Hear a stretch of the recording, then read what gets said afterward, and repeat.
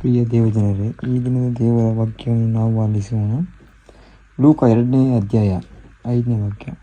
ಯೇಸು ಅವರ ನಂಬಿಕೆಯನ್ನು ನೋಡಿ ಆ ಪಾರ್ಶ್ವವಾಯು ರೋಗಿಗೆ, ಮಗನೇ, ನಿನ್ನ ಪಾಪಗಳನ್ನು ನಿನಗೆ ಕ್ಷಮಿಸಲ್ಪಟ್ಟಿದೆ ಎಂದು ಹೇಳಿದರು. ಆದರೆ ಅಲ್ಲಿ ಕುಳಿತುಕೊಂಡಿದ್ದ ಶಾಸ್ತ್ರಿಗಳು ಕೆಲವರು, ಆ ಮನುಷ್ಯನು ಏಕೆ ಹೀಗೆ ದೂಷಣೆಗಳನ್ನು ಮಾಡುತ್ತಾನೆ? ದೇವರೊಬ್ಬನೇ ಹೊರತು ಮತ್ತಾರು ಪಾಪವನ್ನು ಕ್ಷಮಿಸಬಲ್ಲರು ಎಂದು ತಮ್ಮ ತಮ್ಮೊಳಗೆ ಅಂದುಕೊಂಡರು. ಪ್ರಿಯ ದೇವಜನರೇ, ಆ ಪಾರ್ಶ್ವವಾಯು ರೋಗಿಗೆ ಯೇಸು, ಸ್ವಾಮಿ, ನಿನ್ನ ಹಾಸಿಗೆಯನ್ನು ತೆಗೆದುಕೊಂಡು ಹೋಗು, ನಿನ್ನ ಪಾಪಗಳನ್ನು ಕ್ಷಮಿಸಲ್ಪಟ್ಟಿದೆ ಎಂದು ಹೇಳಿದಾಗ ಆ ಒಂದು ಪಾಪಿ ಅವನ ಪಾಪಗಳು ಕ್ಷಮಿಸಲ್ಪಟ್ಟು ಹಾಸಿಗೆಯನ್ನು ತೆಗೆದುಕೊಂಡು ಹೋದ.